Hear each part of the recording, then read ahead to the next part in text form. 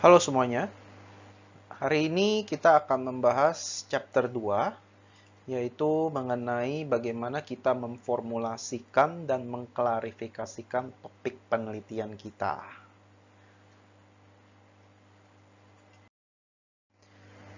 Pertama-tama, sebelum kita memulai research, sebelum memulai penelitian, kita perlu memikirkan topik penelitian seperti apa sih yang sebaiknya kita lakukan.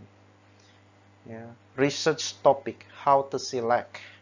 Nah, ini menjadi cukup sulit biasanya bagi kita yang belum pernah melakukan penelitian sebelumnya, karena kita harus meyakinkan diri kita bahwa topik yang akan kita bahas nanti yang dijadikan topik penelitian itu menarik, ya, bisa kita lakukan, dan juga mempunyai dampak atau implikasi yang signifikan terhadap masyarakat atau siapapun yang menjadi objek research kita. Nah, ini tantangannya cukup berat ya, karena kita harus memikirkan berbagai faktor mengenai topik yang kita pilih. Nah, di sini kita akan mencoba untuk membahasnya ya, satu-satu.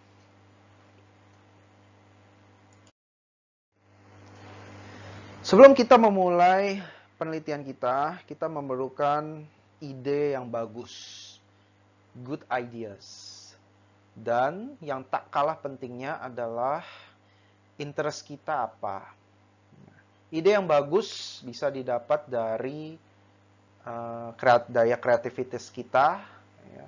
Lalu juga kita mengobservasi fenomena yang ada, dan apa yang menjadi topik itu perlu membuat kita tertarik. Jadi disarankan kalau kita mau melakukan topik penelitian itu sesuatu yang kita tertarik, yang kita senangi. Kalau bisa jangan melakukan topik yang kita benci. Nah, itu meskipun bisa kita lakukan, namun biasanya yang akan terjadi adalah hasilnya mungkin menjadi kurang begitu baik. Ya, karena sangat susah ya untuk melakukan sesuatu yang tidak kita sukai. Bebannya jadi lebih berat. Nah, dalam melakukan penelitian, kita memerlukan suatu pengalaman. Ya. Kalau di sini dibilang experiential learning cycle. Ya, kita perlu experience. Dan experience ini butuh waktu. Ya, ada polanya, ada cycle-nya. Dan perlu proses pembelajaran. Ya, kita belajar dari pengalaman dan juga dari kesalahan-kesalahan dalam melakukan penelitian. Ya, sangat wajar kalau kita baru pertama kali melakukan penelitian, kita mengalami berbagai macam kesulitan dan masalah tentunya. Tetapi dari situ kita belajar, dari masalah-masalah itu kita semakin tahu mana yang tidak boleh dilakukan, mana yang jadi kesalahan. Nah, dari kesalahan itu untuk kedepannya kita bisa melakukannya menjadi lebih baik. Ya, kita tidak mengulangi kesalahan yang sama. Nah, ada beberapa hal yang perlu kita perhatikan dalam melakukan penelitian itu merupakan sebuah aktivitas yang memerlukan intelektual. Ya, tentu logika berpikir itu sangat perlu sekali sewaktu kita melakukan penelitian. Ya, rasio kita dipakai. Ya, bagaimana melakukan penelitian yang mengikuti kaidah keilmuan, kaidah ilmiah. Ya, kita memerlukan khususnya ya dalam penulisan buku penelitian, ya dalam hal ini buku skripsi ataupun publikasi, jurnal atau proceeding. Nah, itu perlu argumentasi. Ya, kita perlu melakukan penulisan bergaya akademis. Menggunakan tulisan ilmiah, ya gaya penulisan ilmiah itu syarat dengan uh, logika berpikir, ya argumentasi yang logis.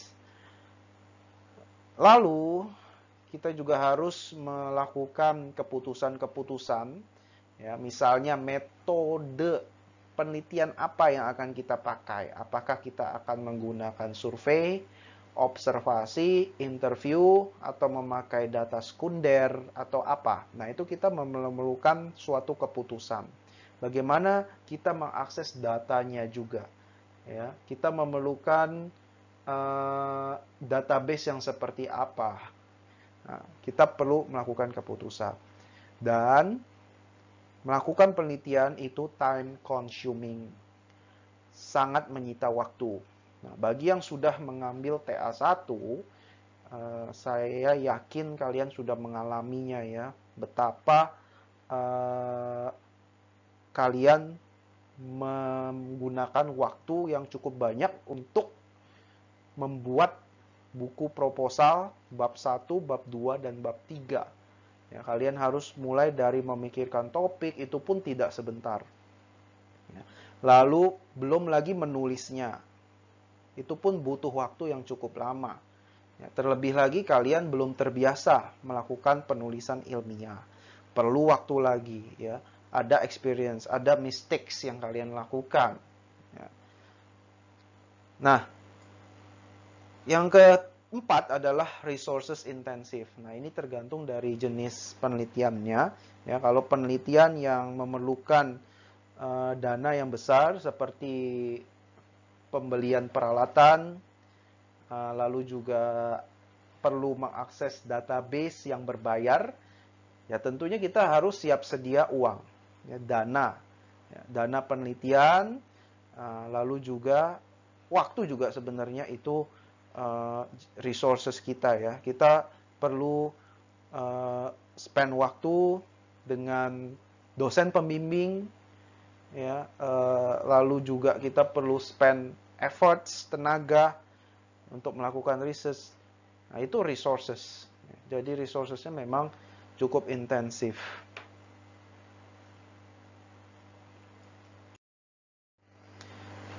Penelitian merupakan sebuah proses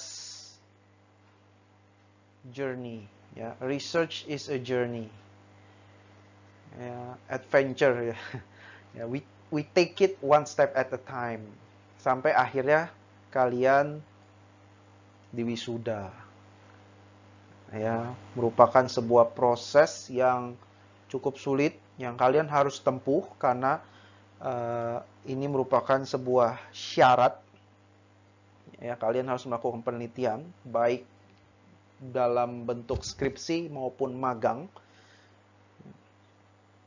dan itu merupakan sebuah journey, ya, pengalaman bagi kalian, ya, dan memang itu telah dijadikan sebagai suatu syarat, ya, keharusan. Namun kita tidak perlu khawatir, ada step-stepnya, ya, we take it one step at a time. Ada prosesnya, ya, at least kita lakukan langkah demi langkah ya. Makanya kita ada TA1, TA2. TA1 itu kan kita bahas tentang pemilihan topik, ya, lalu studi pustaka, research methodology yang akan kita pakai nanti, lalu mungkin kalau bagi yang mengembangkan sistem, kalian lebih berfokus pada sistem saat ini dan kendalanya, masalah-masalahnya apa. Nah, lalu di TA2, kalian nanti akan mengembangkan sistem atau melakukan apa yang sudah dipropos di bab 1, 2, 3 sebelumnya. Nah, itu kan step by step. Ya, kita lakukan step by step.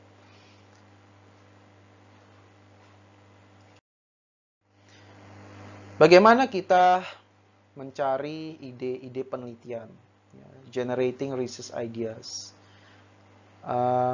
Tentunya bagi sebagian besar orang mungkin akan mengalami kesulitan ya untuk mengetahui ide-ide riset seperti apa. Akan tetapi kita tidak boleh stres, kita harus tetap relax, ya. Lalu kalau dalam relax itu ya kita bisa berwisata atau melihat-lihat pemandangan yang bagus. Ya, contohnya gambar ini ya, ada danau, ada gunung, ada tanaman hijau. Ya, jadi warna-warna biru dan hijau itu membuat seseorang menjadi lebih rileks. Ya. Dan berdasarkan penelitian, warna kalau kita sering melihat warna seperti ini ya, biru, hijau, itu katanya akan memboost creativity and ideas kita. Ya, coba kalian lakukan ya. Kalau mau cari ide, kalian coba mungkin jalan-jalan di taman, ya, lihat langit biru ataupun dedaunan yang hijau, pohon-pohon hijau. Ya, siapa tahu kalian dapat ide. Ya, tapi tiap orang beda-beda. Ya, tiap orang beda-beda. Ada yang dapat idenya itu waktu mandi, ada yang waktu di sedang buang air, itu juga ada, atau sedang baca koran, macam-macam ya. Tipe orang tuh beda-beda. Akan tetapi mungkin kalau kita berada di dalam situasi yang rileks, ya, yang kita benar-benar nyaman, ya, mungkin research ideas itu akan keluar. Ya, daripada kita mencari research idea itu sewaktu kita stres, sewaktu kita tertekan, ya, lagi banyak pikiran, itu akan menyulitkan kita untuk mendapatkan ide-ide research yang baik.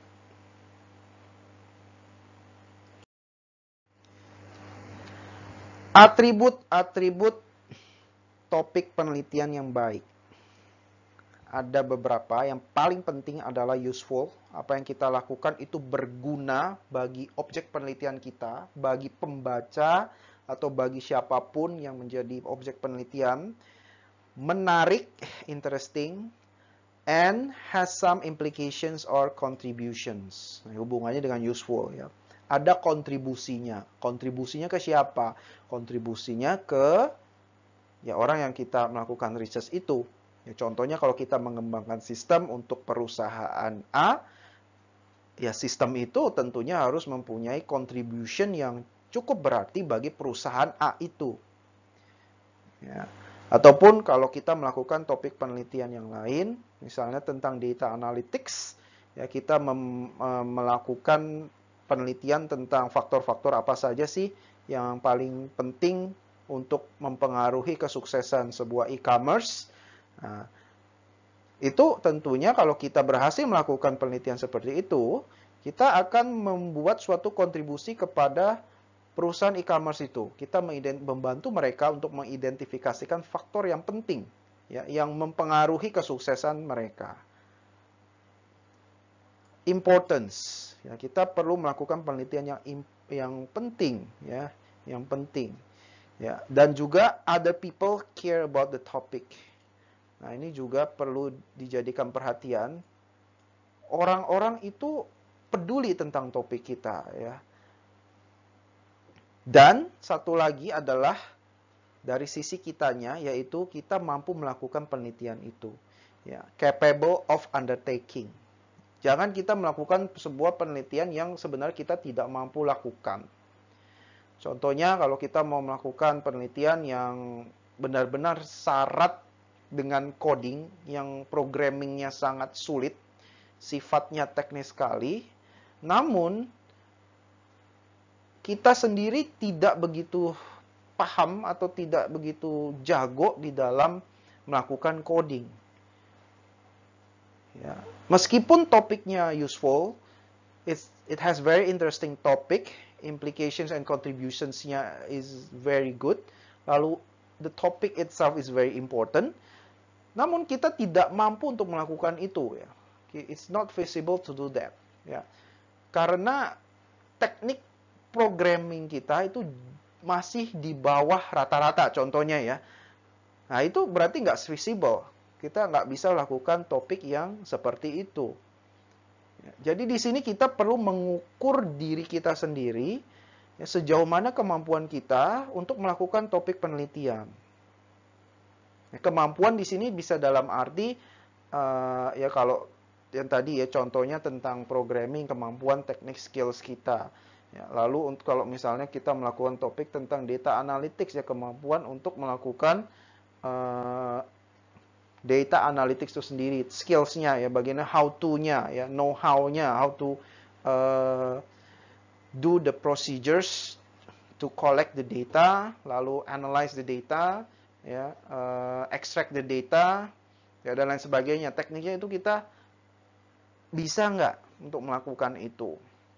Itu yang perlu kita pertimbangkan matang-matang ya sebelum kita memulai topik yang kita mau lakukan itu.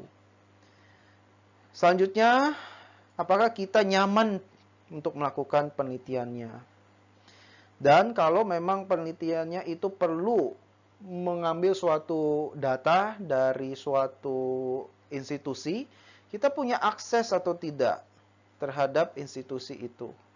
Ya, kita kalau mau bikin penelitian dengan menggunakan data sekunder yang kita perlu mengakses data misalnya dari BPS, Biro Pusat Statistik, nah itu kita punya akses nggak ke database mereka? Kalau kita punya akses, sampai sejauh mana aksesnya yang diberikan? Kita perlu bayar berapa? Kalau kita memang duitnya pas-pasan ya untuk melakukan riset dan kita perlu melakukan pembayaran ya untuk mendapatkan data itu, pembayarannya sangat mahal ya, tentunya it's not feasible ya kita melakukan riset yang memerlukan dana yang begitu besar. Kalau memang kita tidak punya dananya, tapi kalau kita ada dananya cukup banyak ya bisa saja kita lakukan. Nah, ini atribut-atribut untuk memilih good research topic.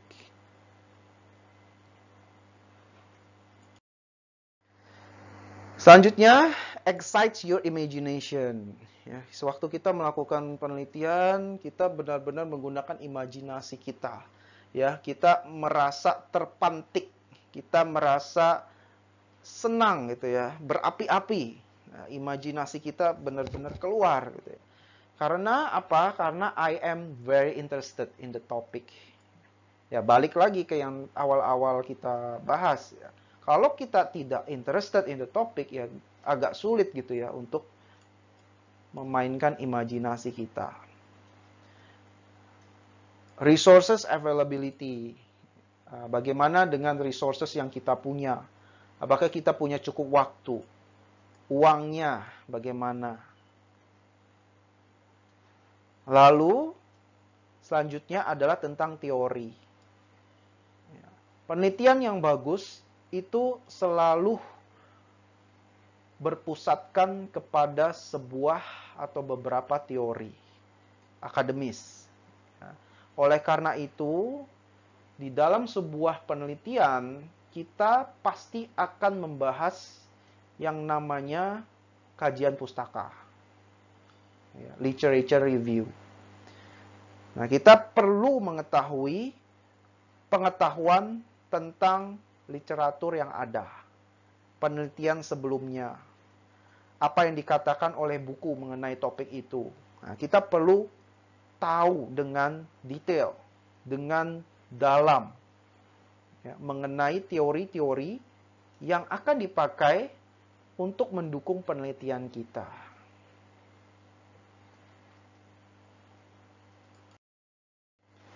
Nah, ini ada checklistnya ya kalau kita lihat di buku ya, capability, is it feasible, is the topic something with which you are really fascinated, do you have or can you develop within the project time frame, the necessary research skills to undertake the topic, dan lain sebagainya ya. Nah, ini kalian bisa baca.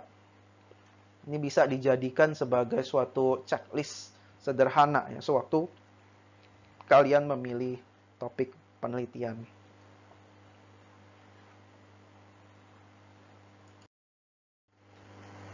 Generating and refining research ideas. Ya. Kita dalam melakukan pemikiran ada dua tipe, yaitu rational, menggunakan logika kita, dan creative thinking, ya, menggunakan otak kanan kita. Ya, kalau rational kan menggunakan otak kiri, kalau kreatif yang berhubungan dengan imajinasi, art, ya, sesuatu yang sifatnya non logis gitu ya, itu masuk ke otak kanan ya, biasanya ya, creative thinking. Nah, ini harus dipakai dua-duanya, jangan salah satu. Nah, kalau rational thinking itu biasanya kita mikirin tentang apa? Nah, kita harus tahu diri, examining your own strengths and interests. Kedua, kita kan ada dosen pembimbing. Nah, dosen pembimbingnya itu kita juga harus tahu dia research interestnya tentang apa. Dia kemampuannya apa, skill-skillsnya. Dia tertarik nggak dengan topik kalian. Nah, ini agak repot juga ya, kalau misalnya kalian mempunyai topik tertentu gitu ya, kalian lakukan topik itu menjadi tugas akhir kalian, dan kalian memilih seorang dosen pembimbing, tapi dosen pembimbingnya itu sebenarnya sih tidak gitu tertarik, atau mungkin sama sekali tidak tertarik dengan topik itu. Nah, itu mungkin bisa jadi masalah ya. Karena ya menurut saya alangkah lebih baiknya kalau dua-duanya tertarik. Itu akan jauh lebih menyenangkan, jauh lebih mudah ya, dan juga enak bagi kalian ya. Kalau dosennya itu juga tertarik, apalagi kalau itu research interestnya dia, topik penelitian itu sama dengan topik penelitian dosen itu akan jauh lebih mudah ya. Kalian bisa lebih dibantu istilahnya ya, lebih dibantu karena toh memang dosen pembimbing kalian yang sama-sama melakukan topik penelitian yang sama ya. Literature review-nya contohnya, misalnya literature review-nya dia bisa sharingkan ya, karena dia juga melakukan penelitian yang sama, dan mungkin penelitian yang dilakukan itu sudah dilakukan jauh sebelum kalian memilih topik itu ya, kan jadi lebih enak gitu ya. Oke, lalu looking at past project titles ya, kalian bisa cek dari dosen pembimbing dia pernah melakukan penelitian apa saja, atau dari buku-buku skripsi kakak kelas, ataupun dari jurnal-jurnal proceeding yang sudah ada sebelumnya ya, past studies.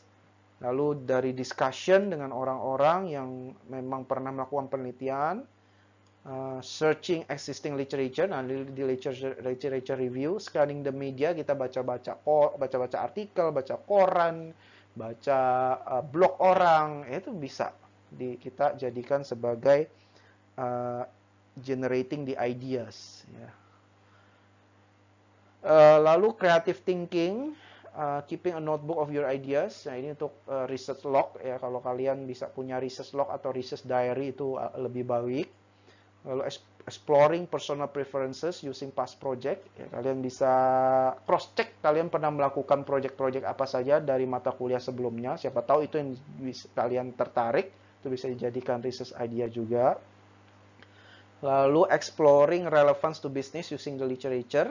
Nah, ini lebih ke arah literature tapi lebih ke arah relevance dari bisnis ya, kalian bisa baca di mungkin studi kasus ya, yang sifatnya lebih praktikal, atau baca buku-buku manajemen yang buku-buku populer ya, kan banyak tuh di toko buku ya, di Gramedia ada banyak buku-buku tentang manajemen ya, buku-buku Renat Kasali ya, itu yang banyak dipublikasi ya tentang manajemen. Nah, itu kalian bisa baca buku-buku seperti itu. Lalu relevance trees ya, ini kayak decision trees gitu ya, kalian bisa buat bisa refer ke situ. Lalu brainstorming ya, brainstorming kalian bisa melakukan brainstorming dengan orang-orang teman-teman kalian ya, dengan sesama classmate gitu ya, atau dengan orang tua, atau dengan siapapun yang kalian merasa dekat, kalian bisa melakukan brainstorming. Kira-kira penelitian apa sih yang bagus sekarang untuk dilakukan gitu. It is usually better to use both rational and creative techniques. Ya, jadi gunakan dua-duanya ini ya, rational thinking and creative thinking.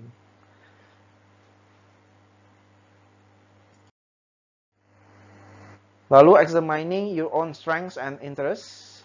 Ya, lalu choose a topic that you are likely to do well.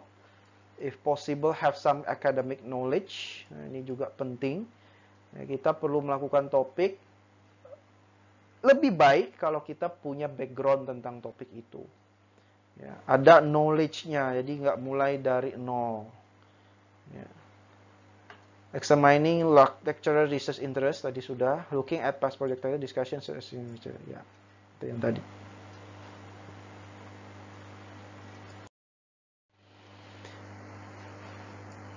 Oke. Ini saya skip. Nah, ini saya suka gambarnya. Ya. Kita mungkin sudah punya banyak ide yang ada di otak kita. Ya, kita sudah tahu mau ngapain, tapi hanya sebatas di dalam pikiran kita. Kita sudah ada prosedurnya di dalam otak kita. Oh, kita mau melakukan A, B, C, sampai Z. Nah, yang jadi masalah adalah bagaimana menerjemahkan dari otak kita ke tulisan. Nah, ini seringkali banyak orang yang kesulitan. Meskipun di otak kita, di dalam pikiran kita tuh banyak hal yang ingin kita lakukan, ada banyak ide, namun kita seringkali kesulitan menerjemahkan ide-ide kita, menuangkan ide-ide tersebut di dalam bentuk tulisan. Tulisan yang benar maksudnya ya, yang tulisan yang mengikuti kaidah ilmiah, tulisan akademis. Nah, itu sulit. Ya. Di sini dibilangnya the eternal struggle. Ya. Bagi saya sendiri pun masih sulit. Ya, karena nggak semua orang bisa nulis. Ya, maksudnya nulis dengan baik dan benar gitu ya. Apalagi menulis dengan academic style.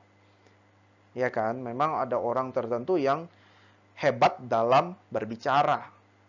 Tapi tulisannya kurang begitu baik. Ataupun sebaliknya. Ada orang-orang yang tulisannya itu bagus sekali, sangat rapi, enak dibaca, sistematis, sangat logis, argumentasinya kuat, didukung oleh fakta-fakta dan referensi yang bagus. Namun sewaktu dia berbicara, itu bisa orang bingung ya, dia ngomong apa sih? Muter-muter terus atau malah kok kata-kata dikit amat, dia jarang ngomong ya. Nah, kan ada orang tipenya beda-beda. Namun, sayangnya kalau di dalam dunia penelitian, ya, yang menjadi produk utama adalah, ya memang orang bicara penting, tetapi biasanya di dalam dunia penelitian itu yang paling penting adalah ini. Ya, tulisannya. Ya, makanya kalau kita melakukan literature review, kajian pustaka itu kan paling sering kita menemukan dokumen-dokumen ya, entah jurnal, proceeding, artikel, itu semuanya tertulis kan.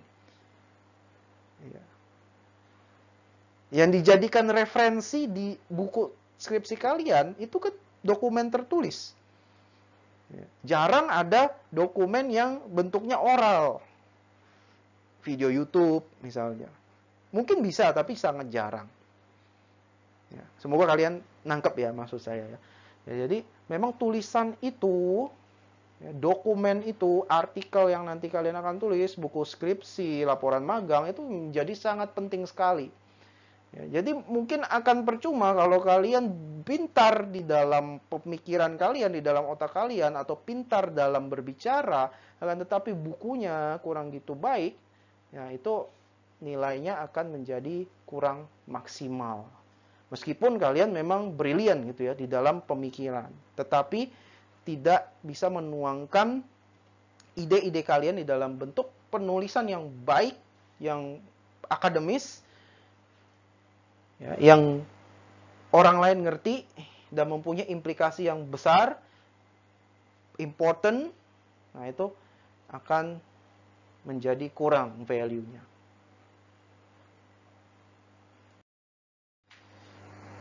Nah, setelah kita ada research topik, kita perlu ada yang namanya pertanyaan penelitian ya, atau research questions. Apa itu research questions? Ya, kita melakukan pertanyaan apa sih yang menjadi isu atau problem yang ingin kita pelajari. Ya. Lalu apa sih yang kita ingin tahu? apa yang ingin kita jelaskan dan ingin jawab dari topik penelitian itu. Nah, research questions dibagi menjadi 4, yaitu exploratory, ya, sifatnya explore. Pertanyaannya itu how or what, bagaimana atau apa. Lalu deskriptif, ya, ini what, when, where, who, why, how, hampir semuanya ya. Lalu explanatory, penjelasan, why, dan evaluatif, kita melakukan evaluasi, how atau what.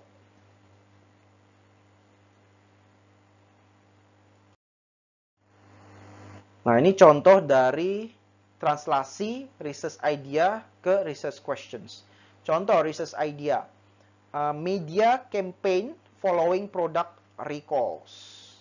Nah, ini contoh kalau otomotif biasanya ya, Honda gitu ya. Honda beberapa tahun lalu ada yang di recall, ya, ditarik balik gitu produknya. Ya, misalnya mobil apa ya waktu itu ya, Honda Accord misalnya ya.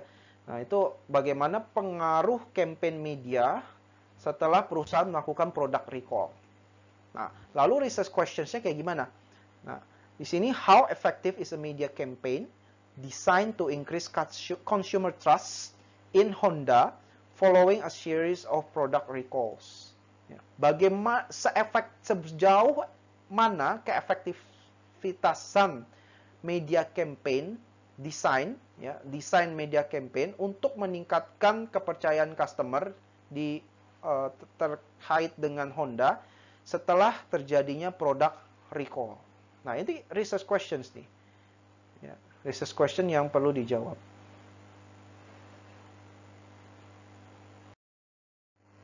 Ini contoh dari skripsi kakak kelas. Ada namanya Esra, angkatan tahun 2014. Nah, ini adalah rumusan masalah dari skripsinya dia. Topiknya adalah otomatisasi sistem HVAC, ya, HVAC heat, ventilator, and air conditioner menggunakan Arduino berbasis web. Jadi rumusan masalah yang akan dibahas adalah research questions-nya. Cara merancang otomatisasi pada sistem HVAC yang berbasis web dengan menggunakan Arduino. Cara mengimplementasi sensor. Cara menghitung efisiensi listrik. Cara mengolah informasi yang didapat melalui Arduino dan menampilkannya dalam sebuah website. Nah, ini adalah research questions-nya dari penelitian atau tugas akhirnya si Esra.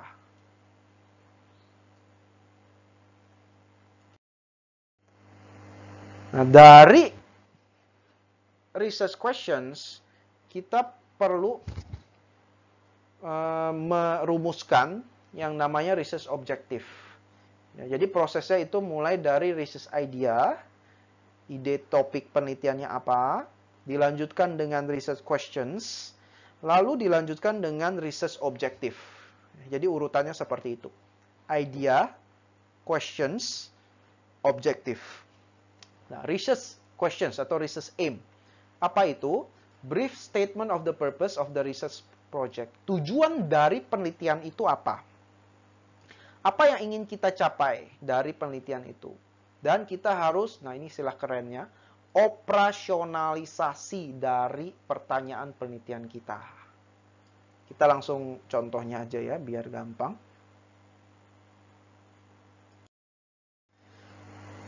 Oke, kalau kalian ingat tadi yang research questions yang tentang campaign design ya untuk setelah adanya product recall. Nah, ini kan research questionnya nih tadi ya. How effective is a media campaign designed to increase consumer trust in Honda following a series of product recalls? Nah, tujuan dari research-nya, research aim-nya adalah the aim of this research is to assess the effectiveness of media campaign by Honda design to increase consumer trust following a series of recalls of its products.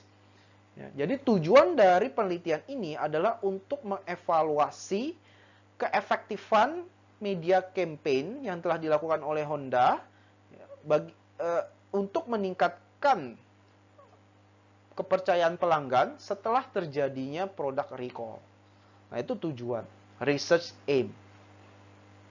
Jadi sekali lagi, berangkat dari research ideas, dari research idea kita perlu memformulasikan research questions, pertanyaan yang ingin dijawab dari penelitian kita, apa yang ingin kita lakukan, apa yang ingin kita jawab ya dari topik penelitian ini, lalu dilanjutkan dengan menstate secara clear tujuan dari research kita apa, atau research aim-nya.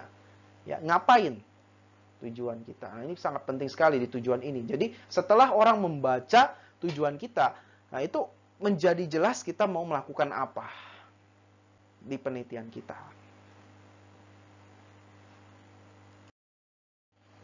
Balik ke Esra tadi ya. Tujuan penelitian Esra adalah untuk dapat menghitung efisiensi listrik yang diperoleh melalui penerapan sistem HVAC yang bersifat otomatis terhadap market. Untuk membuat sebuah sistem informasi yang dapat mengolah data temperatur, kelembapan, intensitas cahaya yang diperoleh melalui Arduino dan ditampilkan dalam sebuah website. Nah, kalau kita membaca tujuan penelitian ini, ya, itu sudah cukup jelas apa yang mau dilakukan. Ya. Jadi perhitungan efisiensi dan membuat sebuah sistem informasi yang dapat melakukan apa saja. Itu sudah di state di awal tujuan penelitiannya.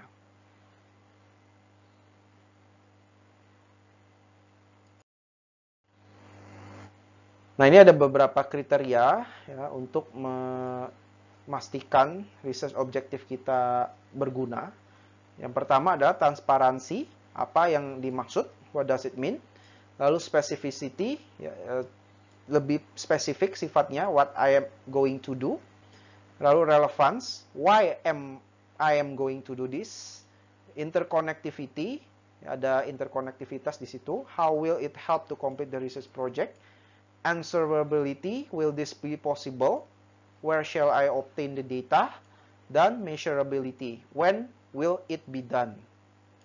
Nah, ini ada beberapa kriteria yang mungkin kita perlu perhatikan ya sewaktu kita merumuskan research objectives.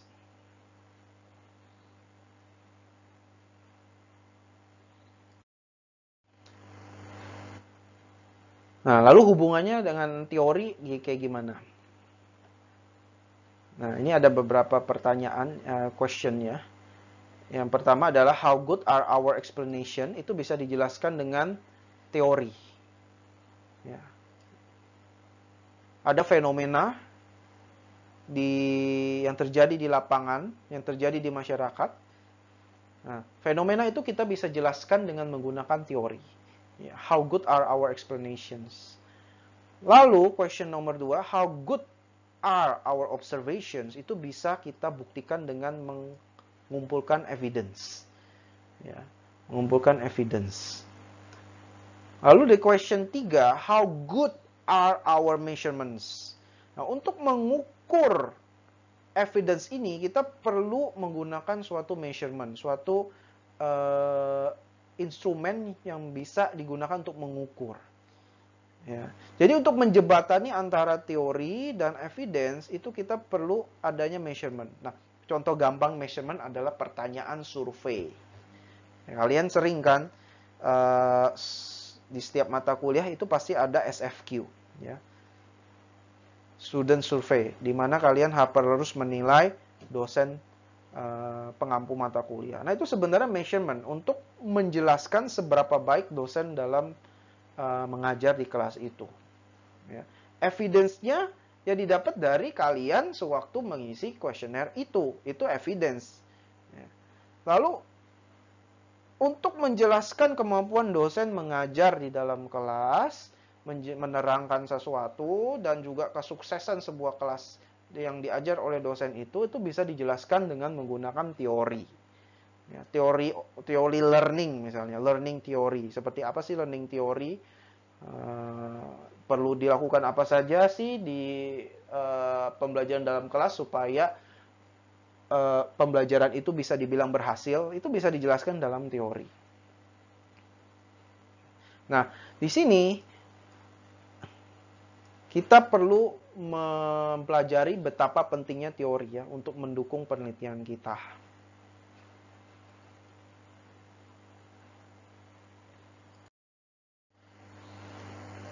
Kita akan membahas lebih lanjut mengenai teori, ya, the importance of theory. Teori itu ada 3 elements. Pertama adalah variabel atau konsep apa saja yang teori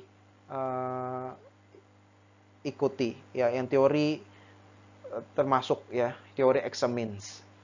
Lalu second, how are these variables or concepts related? Ya, bagaimana variabel-variabel ini itu berinterelasi satu sama lain. Dan ketiga, kenapa variabel-variabel ini berelasi? Oke. Theory may be used not only to explain why the relationship exists. Akan tetapi, teori juga bisa memprediksi ya, jika outcomes dari variabel itu di mana teorinya menyinggung tentang itu, variabelnya bisa dimanipulasi ya.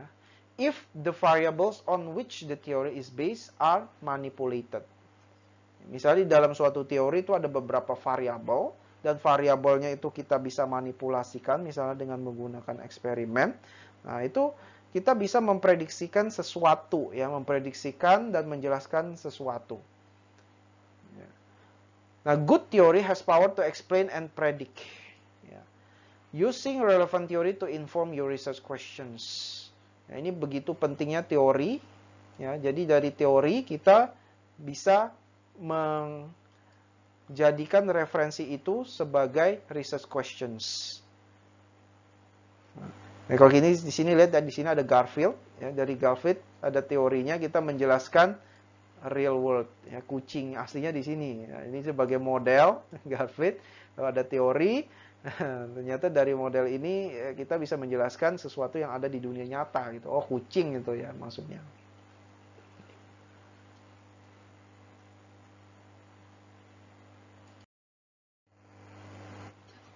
Nah, penelitian itu ada dua jenis. Ya, ada yang induktif, ada yang deduktif. Nah, kalau induktif itu dimulai dari research questions, ya, dari observasi and the collection of empirical data yang akan digunakan untuk menggenerate hypothesis dan juga teori. Ya, jadi mulai dari observation, pattern, lalu ada hipotesisnya, lalu kita generate teori. Nah, inductive research itu biasanya bentuknya kualitatif. Ya, kita mau memformulasikan suatu teori baru, umumnya kita memakai inductive research. Nah, sebaliknya, kalau kita mau mengkonfirmasikan sesuatu yang sudah ada, ya, itu kita melakukan deductive research. Jadi deductive research ini mulai dari teori dulu, ya, teorinya kita sudah tahu teorinya apa, lalu kita generate hypothesis, lalu dari hypothesis kita tes hypothesisnya dengan menggunakan metode penelitian, ya, baik itu observation, survey, interview dan sebagainya, lalu kita mengkonfirmasikan apa yang sudah dinyatakan di dalam teori. Ya, jadi deductive research usually begin with a theory-driven hypothesis which guide data collection and analysis. Ya. Sebenarnya ingatnya gampang ya, kalau induktif itu menuju ke teori, ya, menuju ke induk, gitu ya, induk teori. Ya. Lalu deduktif itu menuju ke sesuatu yang bisa dijelaskan secara lebih lengkap. Ya, jadi mulai dari teori, lalu ada konfirmasinya, lalu ada penjabarannya. Ya, penjabaran dari teori-teori yang ada. Nah, itu deductive research.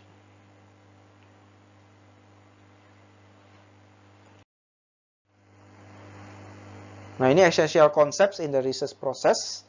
Ya, kita ada konsep, ya, lalu kita generate proposition, hubungan antar satu konsep dengan konsep lain. Nah, itu bilangnya proposition. Nah, konsep ini adalah untuk menjelaskan fenomena yang ada di dunia nyata. Ya, atau interpretasi dan abstraction dari apa yang terjadi di dunia sebenarnya. Dari konsep kita terjemahkan lebih detail lagi, lebih di dalam variabel yang kita bilangnya dioperasionalisasikan ya ke dalam bentuk konstruk. Ya, di dalam konstruk ada variabel. Hubungan antar satu variabel dengan variabel adalah hipotesis. Ya. Oke, jadi dimulai dari konsep untuk menjelaskan fenomena, dari konsep diformulasikan menjadi lebih detail lagi dalam suatu konstruk, lalu dioperasionalisasikan ke dalam bentuk variabel, ya, operationalization. Nah, dari variabel ini kita bisa merelate dari satu variabel ke variabel lain dengan memformulasikan hipotesis. Ya, jadi hipotesis hubungan dari variabel satu ke variabel lain. Nah, contohnya adalah kalau kita mau bikin suatu konsep, let's say konsep tentang information system success gitu ya, information system success model. Ya, jadi ada information quality itu menentukan kesuksesan dari sebuah sistem informasi. Ya, jadi di sini konsep information quality lalu dibikin konstruknya, lalu variabel-variabelnya apa? Apa saja yang mendefine suatu information quality itu menjadi baik. Ya, ada pertanyaan-pertanyaannya. Oh, misalnya informasinya lengkap, informasinya akurat, informasinya up to date. Nah, lalu informasinya relevan. Nah, kayak gitu. Ya, jadi ada variabelnya yang lebih spesifik untuk mendefinisikan construct information quality. Ya.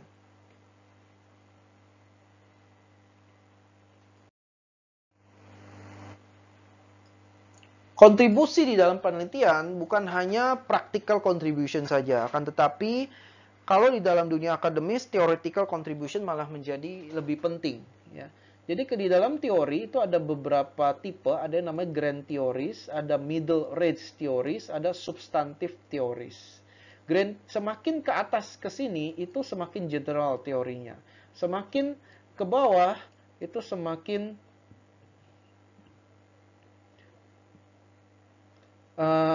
restriction, ya, restriction semakin spesifik. Ya, substantif teori ini semakin spesifik. Oke. Contoh dari grand theories adalah yang paling gampang hukum gravitasi Newton, hukum relativitas Einstein. Yaitu grand theory. Ya, teori yang bisa menjelaskan fenomena yang ada di dunia dan levelnya itu general. Ya.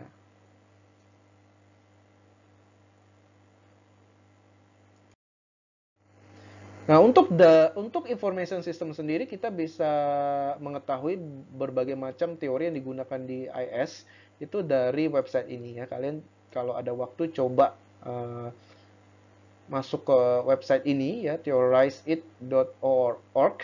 Ya, ini isinya tentang teori-teori yang dipakai di bidang kita, information system. Ya, jadi ada banyak teori yang ada. Salah satunya adalah TAM, Technology Acceptance Model, yang dipropos oleh Venkatesh dan Davis tahun 2000. Ini konstruk-konstruknya. Ya, kalau tadi kita lihat di slide sebelumnya kan ada konsep, lalu ada konsep diterjemahkan, diabstraksikan ke dalam konstruk. Nah, ini namanya konstruk. Ya, jadi ada external variables ya, yang mempengaruhi dua variabel di sini, perceived usefulness sama perceived ease of use. Apa itu perceived usefulness? Yaitu persepsi dari pengguna bahwa penggunaan information system itu berguna. Lalu perceived ease of use adalah kita dengan gampang untuk menggunakan information system. Ya, gampang digunakan, easy to use. Nah, dari perceived usefulness, kegunaan dengan kegampangan, kemudahan untuk menggunakan information system akan mempengaruhi sikap. Ya, attitude toward using. Dari attitude kita, sikap kita akan mempengaruhi intensi perilaku. Dari intensi perilaku akan mempunyai efek yang positif terhadap penggunaan aktual sistemnya.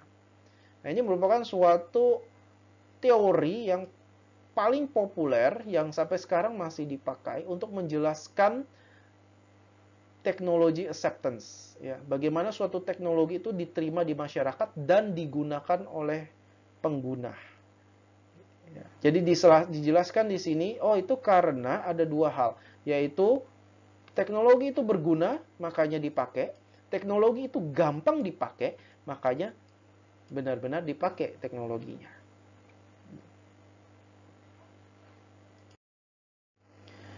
Lalu ada teori selanjutnya yang sangat populer juga, yaitu IS Success Model yang tadi saya jadikan contoh ya.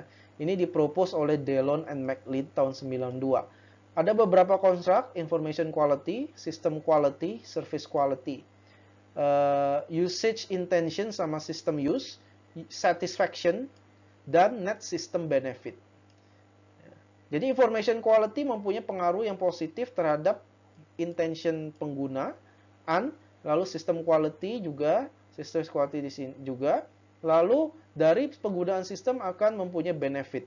Ya, apabila semakin satisfy usernya, benefitnya akan semakin tinggi. Hubungannya seperti itu. Gitu ya. Nah ini teori untuk menjelaskan kenapa suatu information system itu sukses, ya, bisa dipakai secara efektif oleh pengguna. Makanya dibilang sukses. Gitu. Faktor-faktor apa saja yang menyebabkan suatu information system itu sukses? Yaitu, ya ini, information quality, system quality, service quality, system use, dan satisfaction. Akan mempengaruhi benefit dari penggunaan information system. Nah, itu dipropose oleh Delon and McLean. Udah lama ya, tahun 92. Sampai sekarang pun masih dipakai model ini, atau teori ini.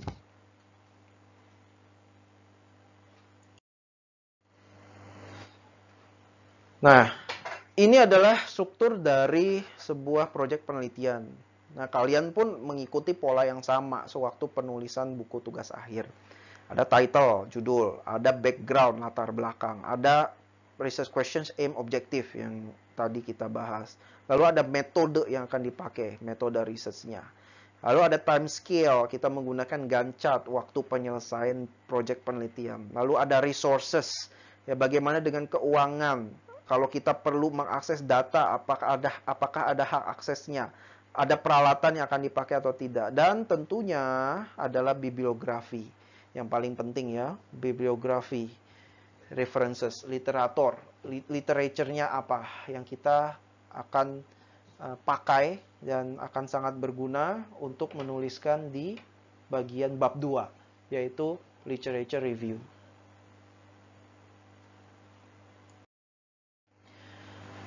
Nah, untuk pertemuan selanjutnya, tolong dibaca dulu buku yang pertama, chapter 3. Kita akan membahas bagaimana kita secara kritis untuk melakukan kajian pustaka. Critically reviewing the literature. Ya, page-nya lumayan banyak. Ya, hampir 50 halaman.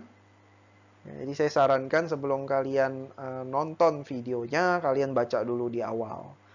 Ya, bukunya ini sebenarnya sangat menarik, ya, sangat praktikal dan bahasanya juga tidak terlalu sulit untuk dimengerti. Ya. Oke, saya kira sekian untuk pertemuan kita di chapter ini. Ya, jangan lupa dibaca dulu bukunya. Ya, jadi ada buku pertama dan buku kedua. Semoga kalian bisa mengerti topik hari ini. Kalau ada pertanyaan, kalian bisa menggunakan diskusi forum ataupun line langsung ke saya. Oke, terima kasih sudah menyimak. Sampai jumpa di pertemuan selanjutnya.